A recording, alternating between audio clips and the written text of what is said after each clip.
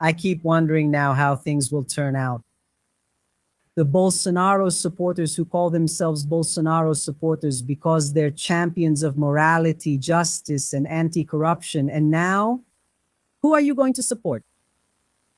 Because Flavio, besides having support from criminals, hangs out with criminals and is an ally of criminals. Soon we'll find out he's the boss of the criminals. Meanwhile, the federal police don't accept plea bargains from Vorcaro. Not the federal police or the attorney general's office, guys. Daniel Vorcaro is trying to sweet talk the federal police and also sweet talk. Wait a minute, let me highlight Andrea Gonçalves's comment here. Thank you.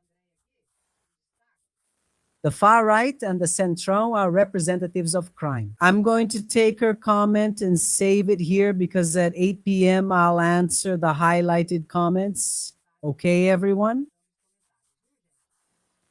Got it? It's at 8 p.m. Then you can join the WhatsApp group, okay? I'll send you the notification. At 8 p.m., there will be a video where I'll answer the questions, highlighted questions. All right? And go ahead and join the WhatsApp link here so you don't miss anything. All right, then? So continuing here. So what happens? He's trying to sweet talk you. Of the Federal Police and Attorney General's office. In my view, I'll tell you what Vorcaro's strategy is. Here it is, look. The federal police don't accept his plea bargain, nor does the Attorney General's office accept the new plea bargain he made. What is he trying to do? He's trying to buy time and drag out the process. Because the process goes like this. There's the investigation phase, which is the police inquiry phase. As long as he's dragging things out with this plea bargain and everything else, it'll stay in this first phase of investigation, the police inquiry phase. Because once this phase is over, there's the formal charging step by the federal police. And then this is formally sent to the Attorney General, who is the representative of the Public Prosecutor's Office. It's the Attorney General, the Public Prosecutor's Office, that has the authority to bring the criminal case. He is the one who decides whether to file charges, to dismiss the case, or to request more evidence. Once the charges are filed, the Supreme Court will decide whether to accept the charges and start the proceedings. So realize that there are several stages to go through before getting to a final conclusion, conviction, and definitive imprisonment. What he is trying to do is buy time so that the criminal proceedings don't run their course, so that there isn't a final and definitive decision. Then you might say, Andrea Gonçalves, but is he just buying time for the sake of it? No.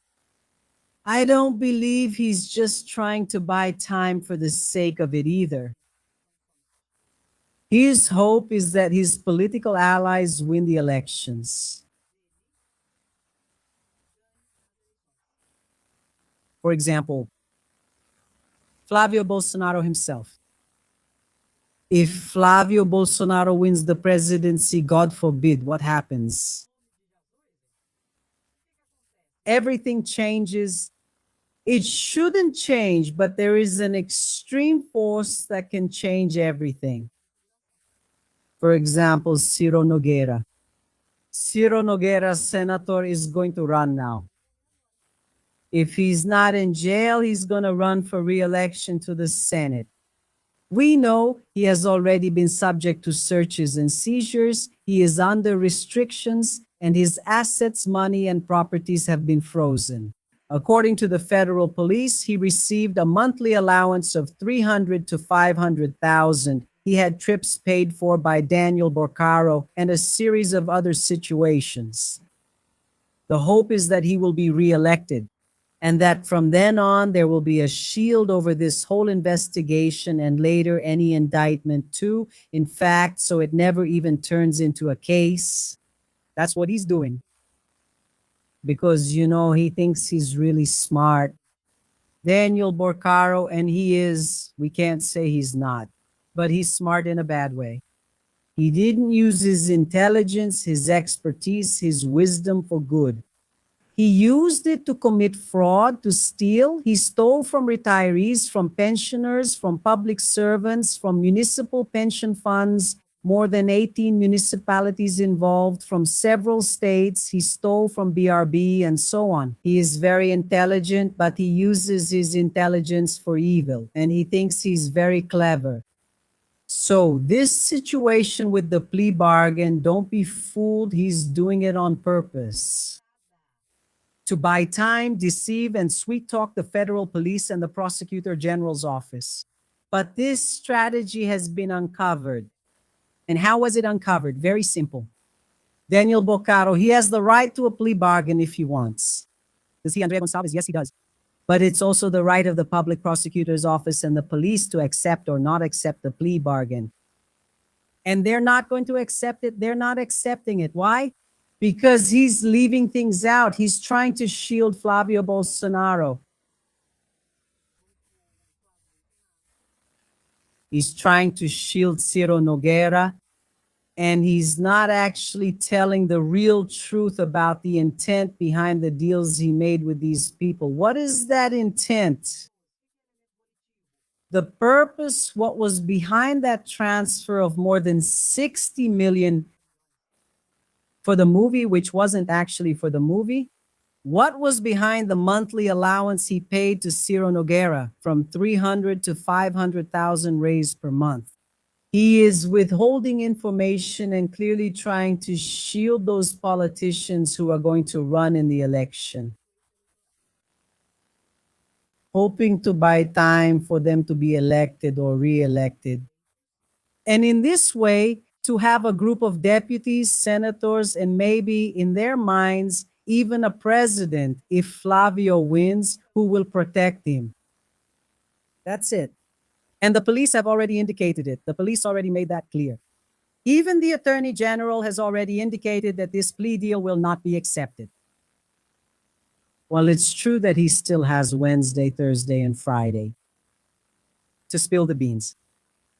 But the thing is, he's not spilling the beans. He's just feeding them a line. In a plea bargain, the first thing the accused or suspect does is confess. It's confessing. They say, look, I did this and that for this reason, for that reason. I earned this much, like this, like that. He doesn't even confess. He keeps trying to justify himself to the police and to the Attorney General. No, I did this, but because of this, because of that, because I thought it was allowed, because of whatever, because I thought it would work out, you know? So that's not a plea bargain, guys. That's just nonsense. And another thing, even if he actually spilled the beans for his plea bargain to be accepted, it would have to bring new facts because the federal police already has a well-developed body of evidence. And he's not even doing that. He can't even manage that. So his strategy is to buy time, to sweet talk and see what the results of the election will be. And don't be fooled. Unfortunately, we will have politicians who are criminals who will be elected. Because justice is slow, we know that. Justice is not fast, right? As I explained, there's the investigation stage, then the stage where the public prosecutor's office files charges, and then afterwards come the criminal proceedings themselves, the actual process that can lead to a conviction.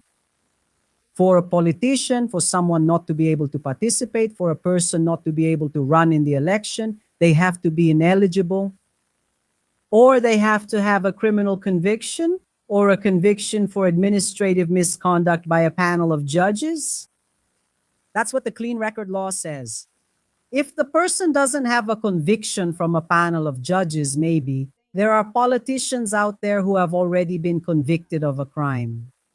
But it's by a first instance judge. He can still run in the election.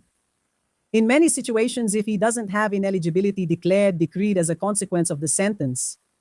So unfortunately, we will have politicians who will be re-elected and elected now in October and who are criminals. G2. Now, Everyone sees what they want. The Bolsonaro supporters who insist on voting for Flavio Bolsonaro, supporting Eduardo Bolsonaro, supporting Ciro Nogueira, are just as much criminals as those politicians. It's already public knowledge, and the suspicions are strong. Even though the process hasn't yet reached a conviction, it hasn't even reached the criminal proceeding stage. But it's clear only those who don't want to see it don't see it. Or someone who's just as much of a criminal, as I said. But look, here's the strategy. It's already been discovered. He's trying to sweet talk the federal police and the attorney general's office. They won't accept this plea bargain the way it is. And from all indications, the hope is that Flavio will win the election and create some kind of institutional immunity or protection for Daniel Vorca. That's what it seems like, not Vorcar. O que parece. Né? Let's take a look at some comments here. Don't forget to like the live stream. It's really important because that way YouTube recommends the live stream to more people. Let's go. A plea bargain is a plea bargain. A plea bargain can't be a backroom deal to let Flavio Bolsonaro and Vorcaro off the hook. They've been spreading all day today that Vorcaro's plea bargain proposal is out. He was going to say no, that everything was above board. Those 61 million he gave to Eduardo Bolsonaro's Raven Gate fund in Texas. To produce the movie, everything was normal. Look, I refuse to believe it. That Minister Andre Mendonça and the federal police would accept a version like this? I hope it's fake news.